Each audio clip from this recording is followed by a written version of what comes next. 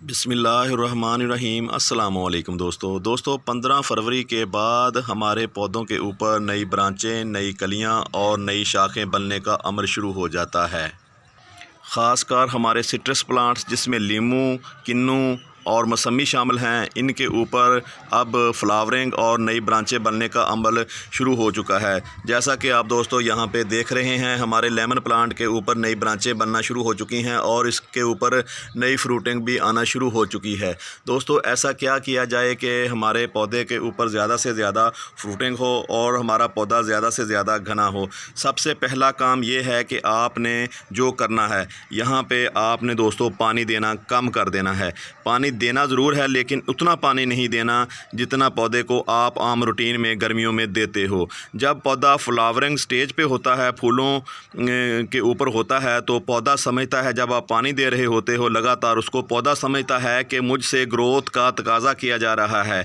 तो पौधा बजाय फूलों को डेवलप करने के, फ्रूट को डेवलप करने के, तो पौधा अपनी ग्रोथ लेना शुरू कर देता है। तो पौधे को आपको एक दफ़ा स्ट्रेस में लाना होगा।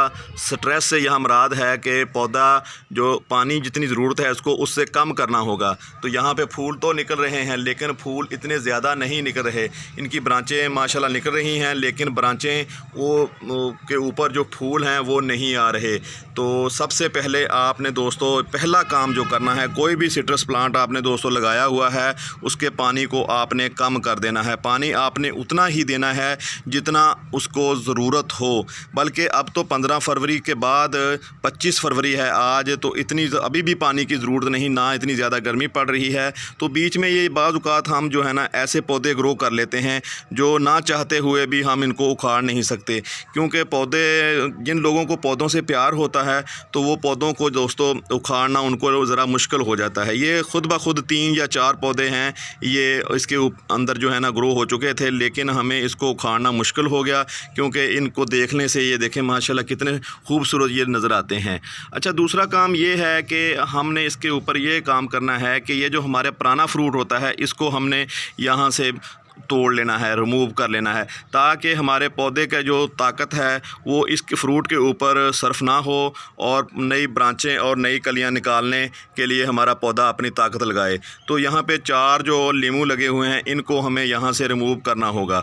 तो उसके बाद दोस्तों आपने ये करना है कि हम अपने पौधे की जो मिट्टी होती है, इसको 2-3 दिन के बाद इसको हवा लगानी है, ताकि इसके अंदर ऑक्सीजन जा सके। ऑक्सीजन से मुराद यहाँ पे ये है कि जब ऑक्सीजन पौधे की जड़ों को मिलती है तो दोस्तों पौधे की जड़ें आगे फैलती हैं। आगे फैलने में इसको आप गोडी कह सकते हैं। जैसे हम किसी भी फसल या किसी भी सब्ज़ी की गोडी करते हैं, तो ख़ासकर जब हम लहसुन उगा रहे होते हैं, तो लहसुन की जब तक गोडी ना की जाए दोस्तों, तो वो नीचे बनने वाला जो फ्रूट होता है, बल्ब होता है, वो इतना मोटा नहीं हो पाता। इसलिए दोस्तों आप 15 दिन के बाद अपने पौधों में गोडी का अमल जो है ना लाजमी करें। दूसरी बात ये है कि अब तो इसका टाइम गुजर चुका है कि आपने अगर कोई फर्टिलाइज़र देना है, ख़ासकर जो पोटाश वाली खादें होती हैं, सिट्रस प्लांट के लिए बहुत ज़रूरी होती हैं। पोटाश से दोस्तों ज़्यादा से ज़्यादा इसके ऊपर फ्रूटिंग आती है और ज़्यादा से ज़्यादा जो है ना फूल फल में कन्वर्ट हो पाते हैं। और फास्फोरस जो होती है, ये पौधे की जड़ों को मजबूत करती है। NP जैसे कहते हैं, नाइट्रोफास जो जिसे बोलते हैं, वो आप अपने इन पौधों को लाजमी दिया करें।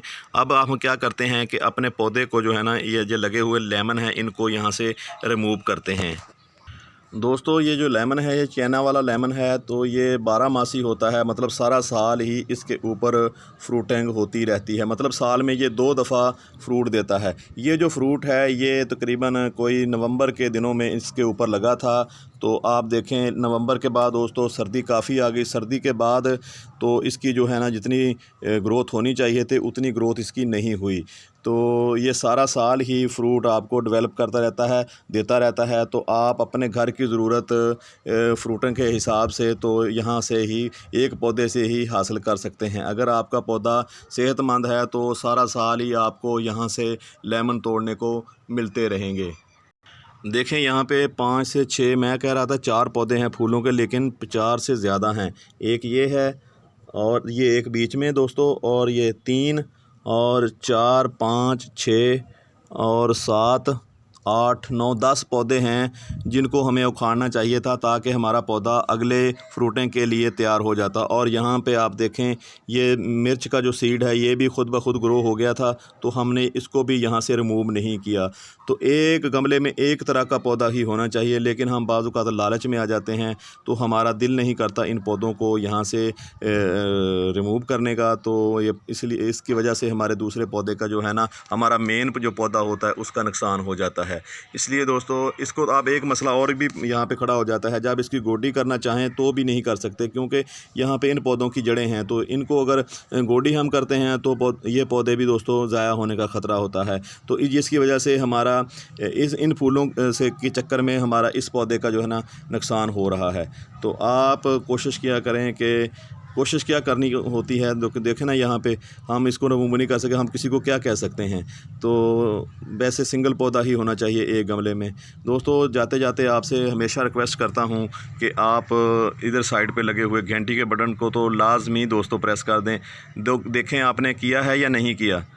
मैं 1 मिनट खामोश होता हूँ, अगर नहीं किया तो प्लीज़ इसको लाइक वाले बटन को आप प्लीज़ प्रेस कर दें ताकि हमें आगे बढ़ने में मदद मिले। बहुत शुक्रिया दोस्तों वीडियो देखने का। अस्सलामु अलैकुम वरहमतुल्लाहि वबरकातुहू।